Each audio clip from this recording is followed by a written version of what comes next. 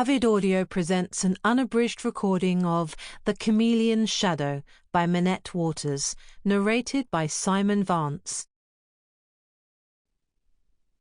Prologue.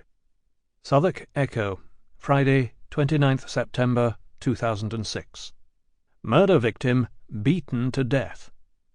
The body of a man, discovered 2 days ago when police were called to a house in South London, has been identified as that of Martin Britton, a 71-year-old retired civil servant who worked for the Ministry of Defence.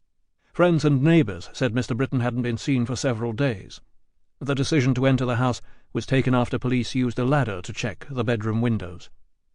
A post-mortem examination carried out yesterday revealed that Martin Britton died from head injuries.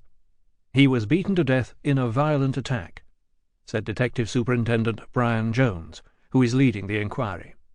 We believe it happened on Saturday the 23rd of September, and we are asking for anyone who was in Greenham Road on that date to come forward. Neighbours describe Martin Britton as a charming and courteous man who became something of a recluse after his partner died last year. Detective Superintendent Jones said Mr. Britton may have known his attacker. There was no sign of forced entry, he added.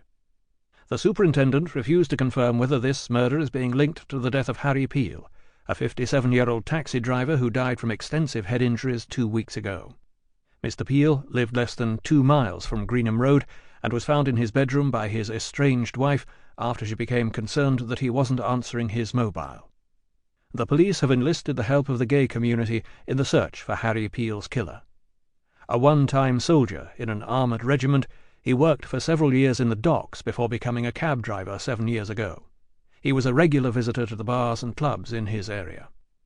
Searches by scenes of crime officers are continuing at the Greenham Road house. 8 weeks later. The convoy of armoured trucks, led by a scimitar reconnaissance vehicle, had been visible for some time to the 4 Iraqis, who crouched in what remained of the upper story of an abandoned roadside building.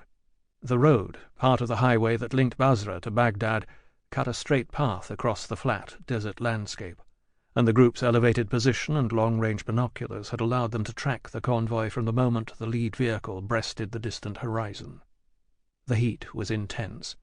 Shimmering mirages produced trompe-l'oeil reflections in the tarmac, and one of the insurgents captured the effect on a DVD camera before zooming in on the turret of the scimitar. He could make out the helmeted heads of the 2 soldiers on either side of the 30mm cannon and of the driver below it, but the vehicle was still too far away to identify their faces. Another insurgent pointed to a telegraph pole in the long line that marched. Sample complete. Ready to continue?